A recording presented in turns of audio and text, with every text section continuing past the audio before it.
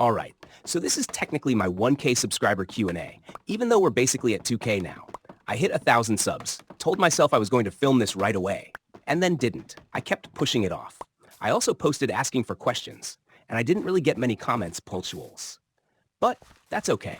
We're still growing, so I pulled together some of the most common questions I get, plus some I think you'd probably ask anyway. 1K was still a huge milestone for me. That was the first number that actually felt real. So even if I'm late, we're doing it. Let's get into it. What made you start YouTube? Honestly, it started as just a fun project. I was making Lego stop-motion videos with my friends. No master plan, no big strategy. I just liked creating stuff. Over time, I realized I actually enjoyed building something online. It stopped being just a random hobby and started becoming something I wanted to grow. Did you ever think you'd hit 1K? At the beginning? Not really. When you're at 20 or 50 subscribers, 1,000 feels huge. I hoped I'd get there one day, but it definitely felt far off. Once I started seeing steady growth, that's when it started feeling possible. How long did it take to hit 1K? About 10 months. Not overnight, not viral, just posting consistently and slowly improving. Some months were solid, some months barely moved. That's just how YouTube works. Have you ever almost quit? Yeah, December. Growth was slow, I was busy with Christmas stuff, and it just felt harder to stay consistent. There was definitely a moment where I questioned whether it was worth it, but I didn't quit. And I'm really glad I didn't, because things started picking up after that. What's the hardest part of being a YouTuber? Staying consistent when the numbers aren't. It's easy to feel motivated when a video does well. It's a lot harder when you spend time editing something and it doesn't get many views. You have to separate your effort from the outcome. Do you edit your own videos? Yeah, I edit everything myself. It takes time, especially balancing other stuff like school, but I like having control over the final product.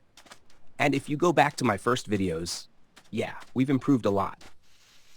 How do you deal with hate comments? I don't really let them get to me. At the end of the day, it's just someone behind a screen. You never know what kind of day they're having. If it's real feedback, I'll listen.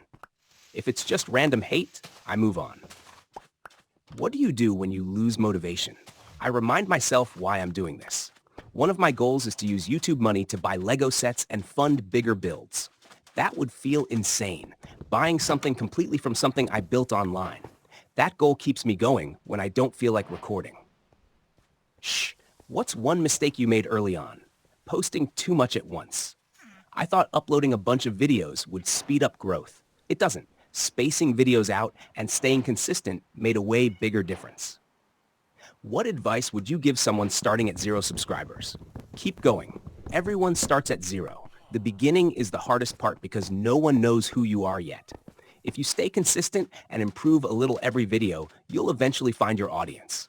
Don't compare your day 1 to someone else's year 5. What keeps you going? The long-term vision.